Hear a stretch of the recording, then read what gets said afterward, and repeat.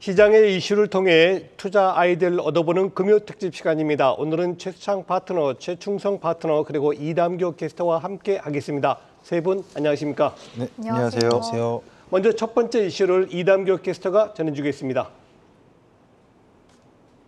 한 주의 마지막 거래일 금요일입니다. 이슈픽 특집으로 한 주의 이슈를 전해드리는데요. 먼저 첫 번째 이슈픽부터 보겠습니다. 첫 번째는 미국 인플레법 통과 코앞, 진짜 수혜주는입니다. 미국 인플레 법안에 대한 기대감으로 신재생 에너지 관련주 등 국내 주식에도 온기가 반영되고 있는데요. 자세한 내용 살펴보겠습니다. 미국 인플레이션 감축법은 기후변화 대응 및 법인세 일부 인상 등을 담은 법안입니다. 7일에 상원을 통과했고 12일 하원에서 표결을 실시하는데요.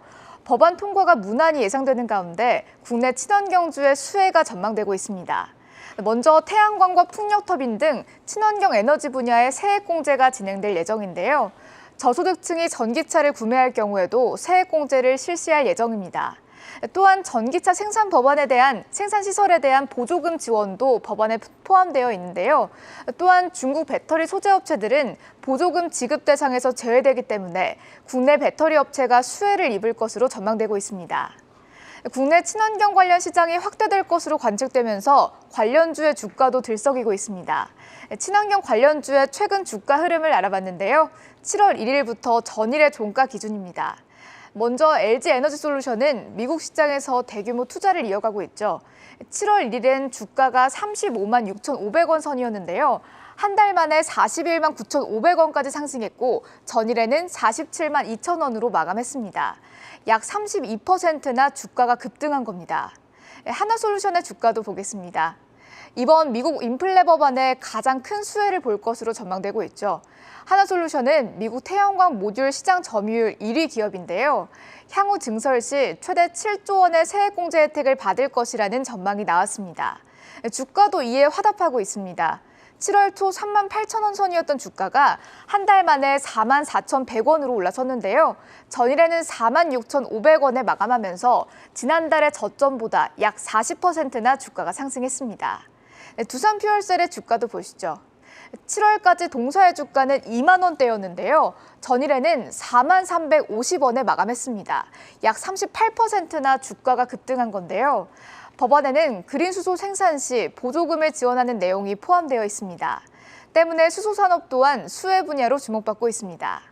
풍력주도 주가 상승을 보였는데요. 이렇게 배터리와 수소, 태양광과 풍력 등 친환경주 전반의 주가가 급등한 걸 보실 수 있습니다. 지금까지 첫 번째 이슈픽 내용 전해드렸습니다. 네, 기후변화 대응과 에너지 안보를 위해 우리 돈으로 약 한 480조 원 규모를 투자하는 내용을 담은 이 인플레 감축법. 그동안 이 가결 기대감에 친환경주 많이 올랐는데요. 특히 앞서 봤듯이 하나솔루션 같은 경우에는 한 달 새 한 40% 정도 올랐는데 최수창 파트너님, 네. 지금 친환경주 들어가도 될까요? 들어도 되냐 물어보니 타이밍 물어보신 거잖아요. 네. 우선 타이밍을 잡기 전에 방향부터 말씀드리고 싶어요. 지금 친환경 관련돼서 신재생에너지 관련돼서 이 종목군들은 올 하반기 방향성은 우상향으로 계속 이어질 가능성이 있다. 지금도 오르고 있습니다만 방향성이 꺾여서 하락으로 전환돼서 추세가 무너지는 게 아니라 누르는 구간들이 있겠습니다만 여전히 갈 수 있다. 왜 그러냐면 일단 기후대응 관련돼서 대규모 투자 소식이 나왔는데요. 단순하게 우리가 금액으로만 보더라도 미국에서만 480조 대고 유럽에서 지난번에 유럽의 리파워에서도 한 300조, 400조대가 나왔잖아요. 예. 그 대부분 다 2030년까지니까 지금부터 막 9년에서 10년간 미국하고 유럽에서만 거의 뭐 700조, 800조 가까운 돈이 이 태양광과 풍력, 신재생 에너지 쪽으로 투자가 됩니다. 원전도 있긴 합니다만 실적은 태양광과 풍력 쪽에 더 중점을 두고 있다는 얘기죠.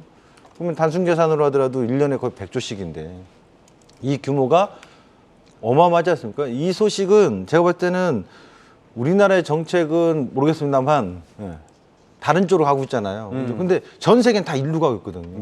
그 태양광과 풍력은 집중적으로 봐야 되는 거고 또 하나가 있습니다. 이 기후대응법이라고 좀 봐야 되는데 이것에 대해서 태양광과 풍력만 보냐 약간 생각을 좀 띵크를 해보면 태양광 풍력도 발전이고 전력 생산이잖아요. 그러면 전력 기기 관련된 회사들도 필요할 수 있습니다. 수요가. 당연하죠. 그냥 태양광 패널만 갖다 붙여놓는다고 해서 전기가 생산되는 게 아니니까 예. 거기에 관련된 전력기기에 대한 송배전 같은 게 필요하다 보면 전력기기 관련된 회사들도 폭발적으로 증가할 수밖에 없다.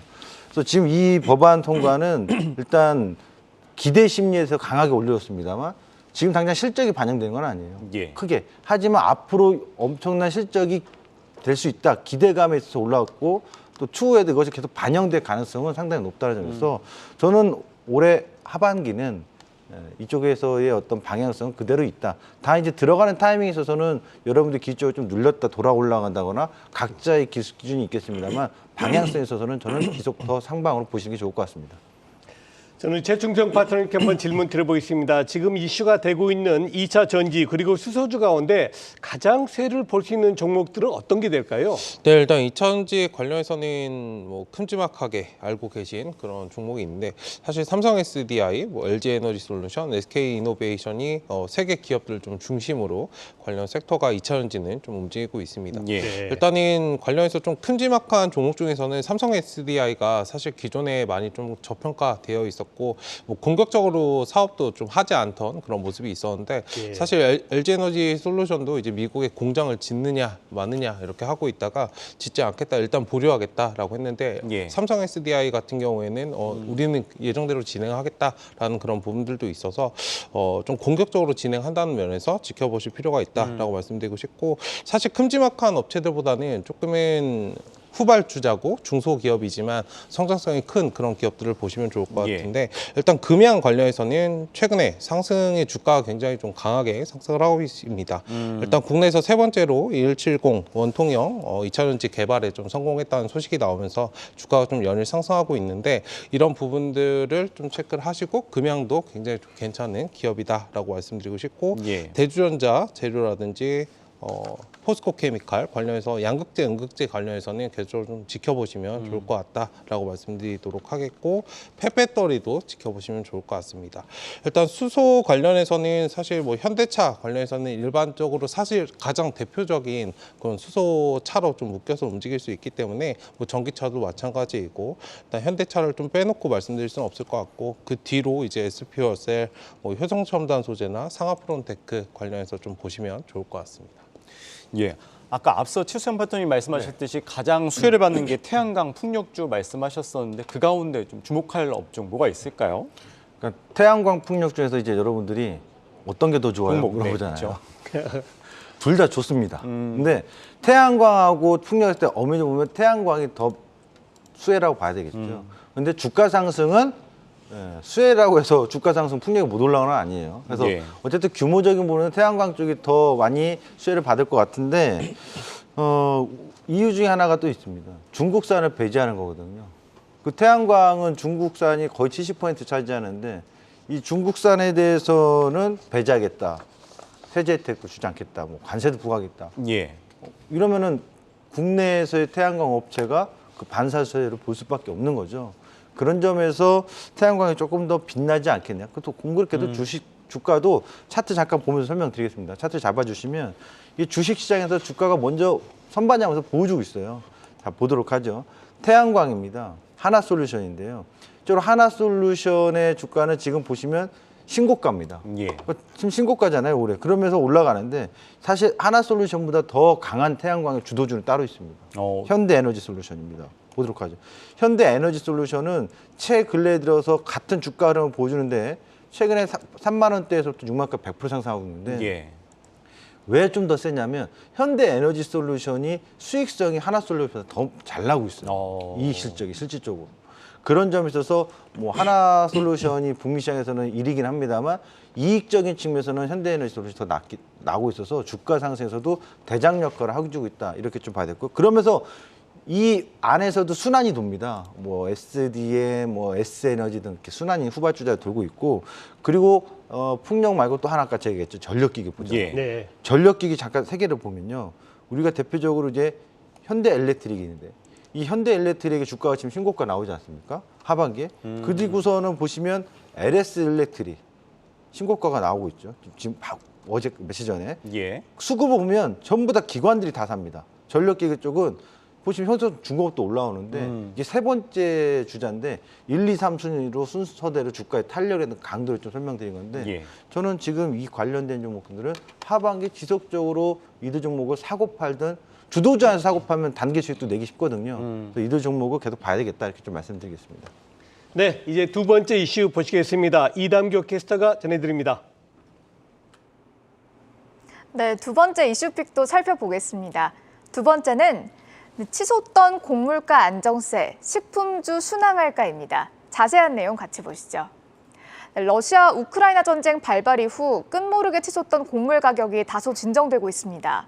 유엔 식량농업기구가 발표한 7월 세계 식량 가격 지수는 전월보다 8.6% 하락했는데요. 이는 2008년 10월 이후 가장 큰 폭의 하락입니다. 우크라이나가 곡물 수출을 재개하면서 가격이 안정되기 시작한 건데요. 국제 밀과 옥수수 등의 가격이 크게 떨어진 것이 영향을 미친 것이라는 분석이 나왔습니다. 다음은 주요 식품주인 CJ제일제당 그리고 삼양식품의 2분기 실적도 보겠습니다. CJ제일제당의 2분기 매출은 전년 동기 대비 19%, 영업이익은 7% 증가했습니다. 식품과 바이오 부문 모두 호조를 보였다고 밝혔는데요. 동사는 해외 매출 비중이 약 65%를 넘어서면서 해외 사업 성장이 두드러졌다고 설명했습니다. 삼양식품은 실적 발표를 앞두고 있는데요. 2분기 매출은 31%, 영업이익은 47% 증가할 것으로 전망되고 있습니다. 동사의 제품 불닭 시리즈가 해외에서 아주 큰 인기를 끌었죠. 이번 달 1일 글로벌 누적 판매량 4억 봉을 돌파했다고 밝혔는데요.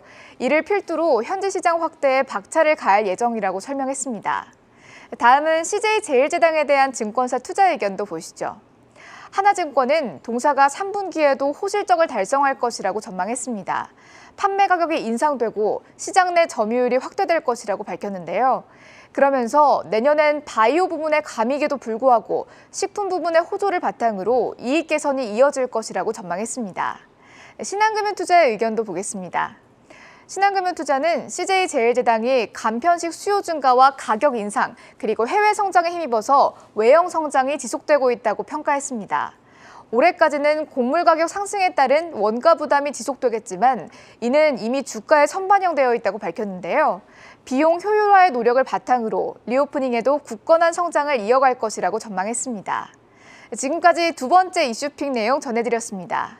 네, 이번엔 최충성 파트너께 먼저 여쭤보겠습니다. 방금 보신 대로 삼양식품, CJ제일제당 놀라운 실적 발표했는데요. 네. 이렇게 실적 선방한 배경이 무엇입니까? 네, 일단 실적 선방은 뭐 K-팝이나 그런 컬처처럼 K-푸드가 굉장히 조금 인기를 끌고 있고 예. 국내외에서 식품 시장이 굉장히 좀 브랜드력이 상승이 된 그런 부분이 좀 작용하지 않았나라고 말씀드리고 싶고 일단 CJ제일제당 같은 경우에서는 해외에서 매출이 20%나 상승을 했고요.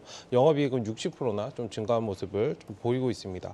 그리고 이제 곡물 가격이 하향 안정 흐름을 좀 찾으면서 국내 식품 업계가 좀 원가 부담을 좀 덜어내고 있는 그런 상황이기도 하고 상대적으로 이제 물가가 좀 많이 올라간 부분이 있어서 외식을 하기엔 굉장히 좀 돈이 좀 지출이 많이 되기 예. 때문에 상대적으로 저렴한 보양식이나 그런 라면 인스턴트 종류들을 많이 찾는 부분이 있어서 이런 부분들도 영향을 줬다라고 좀 보고 있습니다. 뭐 앞서 봤듯이 천정부지로 치솟던 곡물 가격 최근에는 이 하향 안정세를 보이고 있는데 최수정 파트님 이 안정화 흐름 계속 이어질까요? 만약에 이어진다면 뭐 식품주 같은 경우에는 어떻게 보시는지 같이 좀 설명 부탁드리겠습니다. 일단 이제 곡물 가격이 이제 우리 이 시간 통해서도 얘기했었습니다만 제가 정점을 찍을 가능성이 있다. 예. 유가에서 힌트를 얻자라고 했지 않습니까? 그래서 지금 이제 안정화는 되고 있는데 다시 이것이 또 급등이 나올 수 있느냐? 이건 뭐 사실 아무도 알 수는 없죠. 그렇죠. 제가 뭐 미래에서 타임머신 타고 와서 몇월 며칠부터 곡물가 급등할 거다 네. 알 수는 없는 건데 일단 흐름상 올 상반기에 급등했던 곳에서의 노이즈가 걸렸던 것들은 이제 빠져나가고 있지 않습니까? 이제 우크라이나 곡물이 재개가 되면서 말이죠. 이제 이런 부분 때문에 올 상반기처럼 아주 투기적 거래의 이 원자재 가격들이 급등이 나올 가능성은 희박하지 않겠다. 또 하나는 우크라이나랑 러시아랑 전쟁이 계속 이어지고는 있습니다만 뭔가 좀 소강 상태의 국면이거나 네. 그렇죠. 그런 부분 때문에 아마 또 우크라이나 사태로 인해서 급등할 원자재 가격이나 곡물 가격은 하반기에 좀 희박해 보입니다. 확률적으로. 그러면 하향 안정이 된다고 하면은 식품주들이 좋냐? 실적 개선이 되겠냐? 이건요, 그 우문현답 같은데 곡물가가 떨어졌습니다. 그래가지고 밥 3끼 먹을 걸 5끼 드십니까? 그건 아니거든요. 다시 말하면 네. 그 식품업계들이 판매가를 올려놨잖아요. 근데 최근에는 이 올해 상반기 곡물가 이렇게 많이 올라온 것 때문에 그 전에 올렸어요. 정권 임기 말에 많이 판매가를 올리는데 이제는 판매가를 올릴 가능성이 올해랑 내년에 희박할 거예요. 물가 관리 차원에서 정부에서. 그렇다면 결국 원자재가 계속 빠져야만 이익이 나거나 아니면 밥을 하루 3끼가 아니라 5끼, 6끼를 먹는 소비가 늘어나야 되는데 예. 곡물 가격 빠졌다고 소비자들이 이제 밥을 더 먹자 이러지 않거든요. 그래서 실적의 개선이 환율도 그렇고 원자재 가격도 조금씩 하향 안정되면서 긍정적으로 개선이 될 수 있는데 기대치만큼 실적 개선이 팍 늘어나지 않았거든요. 점진적으로 개선될 수 있다. 그렇다면 이제 곡물 가격 관련된 음식료품들은 뭐 아주 뚜렷한 주도 상승보다는 평균 정도의 흐름으로 좀 보여주지 않겠냐라고 보여집니다. 네, 자 그럼 우리 최충성 파트너는 어떤 식품주에 관심을 가지고 계신지요? 네, 일단 CJ제일제당은 꼭 보셔야 된다라고 예. 말씀드리고 싶고, 뭐 K푸드 매출뿐만 아니라 바이오 사업도 진행을 하고 있기 때문에 물론 지금 당장은 좀 수익이 크게 창출되고 있지는 않지만 관련해서 좀 지켜볼 필요성이 있다라고 말씀드리고 싶고, 일단 마켓 퀄리 관련해서도 IPO를 좀 앞두고 있는 상태에서 일단 흥국 F&B나 우양 관련해서도 저점을 좀 다지고 있기 때문에 관련주들도 좀 짧게 챙겨보시면 좋을 것 같다라고 네. 말씀을 드리겠습니다. 네, 마지막으로 두 분이 꼽는 투자 유망주도 살펴보도록 하겠습니다. 먼저 최수창 파트너님부터 말씀해 주시죠. 네, 현대일렉트릭입니다. 네. 그러니까 이렇게 쉽게 설명드리면 태양광도 풍력도 서로 다 좋잖아요. 그리고 최근에 수소법 개정안이 나왔어요. 5월달에 통과됐는데 이제 12월달부터 본격 시행이 되는데요. 이게 우리나라의 일정 발전하는 발전소들의 일정 부분 의무적으로 수소 발전을 해야 되거든요. 그럼 결국 여기서도 마찬가지죠. 전력기기는 여기저기서 좋을 수밖에 없다. 최근에 또 중동에서의 네옴시티 소식이 나온다고 할 때 더욱더 부각될 수 있다는 거죠. 예. 현대일렉트릭 같은 경우는 변압기, 배전기 등 전력기기를 생산하고 그런데 한 가지 또 있습니다. 조선 수주가 좋았잖아요. 그 조선 배에서도 전기를 쓰거든요. 그러니까 선박용 전력 기기들이 또 공급이 많이 되고 있다. 그래서 지금 누적 수주가 아주 주목되는 점이 있어서 저는 현대일렉트릭은 많이 신재생에너지 쪽에서 좀 가격 부담이 있다. 올라온 폭에. 그렇다면 지금 큰 부담이 없는 현대일렉트릭을 지금 시점에서도 접근해 보시는 건 어떨까라고 보여집니다. 네, 이번에는 최충성 파트너의 관심주 같이 보시겠습니다.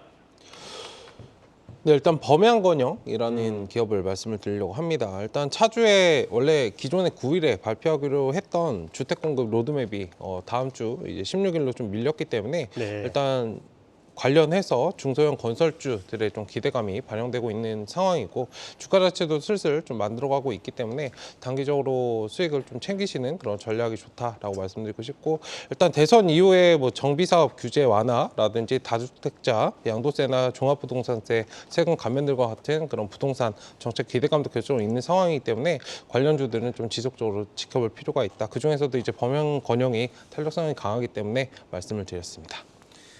네, 오늘 금요 특집은 최수창, 최충성 와운의 파트너와 함께했습니다. 오늘 말씀 고맙습니다. 네, 감사합니다. 감사합니다.